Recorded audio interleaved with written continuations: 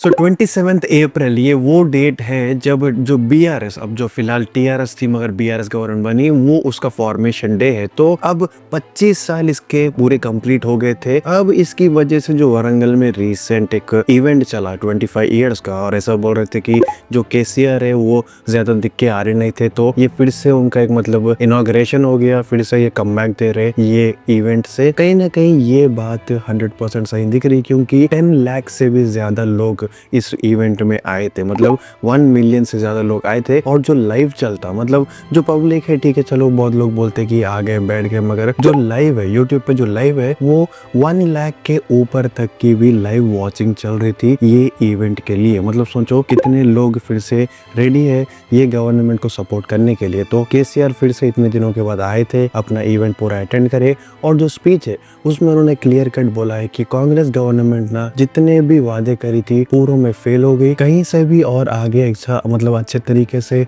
Maintain करने की कोशिश नहीं कर रही। बीआरएस गवर्नमेंट 2028 में फर्स्ट श्योर आएगी, इसमें डाउट नहीं है। और इसके साथ साथ जो पुलिस है आजकल थोड़ा मतलब मिसबिहेव कर रही, बीआरएस के जो लीडर्स है उनके साथ मिसबिहेव कर रही बोल के बोल रही, तो उनको भी एक मतलब एक इनडायरेक्ट वार्निंग का जैसा था, जो सही नहीं था मगर फिर भी ठीक है चलता, मतलब वो स्पीच के गुस्से में कुछ बोल दिए। तो फिर भी जो 27 अप्रैल का इवेंट था वारंगल के अंदर, वो कहीं ना कहीं फिर से जो गांव के लोग हैं, क्योंकि जो बीआरएस गवर्नमेंट है वो जीएचएमसी में अच्छे इलेक्शन से मतलब वोट्स आए थे उनको, मगर जो विलेजेस है वहां से वोट नहीं आए थे, जिसकी वजह से वो हारी थी। तो ये वारंगल में करना शायद कहीं ना कहीं वैसे तरीके का स्टंट है कि जो गांव के लोग हैं इनको ज्यादा सपोर्ट करे, वो अच्छी तरीके से एग्जीक्यूट हुआ। शायद यहाँ से केसीआर ज्यादा दिखते रहते पब्लिक इवेंट्स में, और जो बीआरएस गवर्नमेंट है वो फिर से मतलब एक अच्छे तरीके से आगे बढ़ रही 2028 इलेक्शंस के लिए। अब कांग्रेस की तरफ से तो डिबेट एक ही है कि ये लोग इतना ज्यादा लोन लिए कि हम लोग इसकी मतलब भरपाई करने में ही हमारा पूरा टाइम लग जा रहा,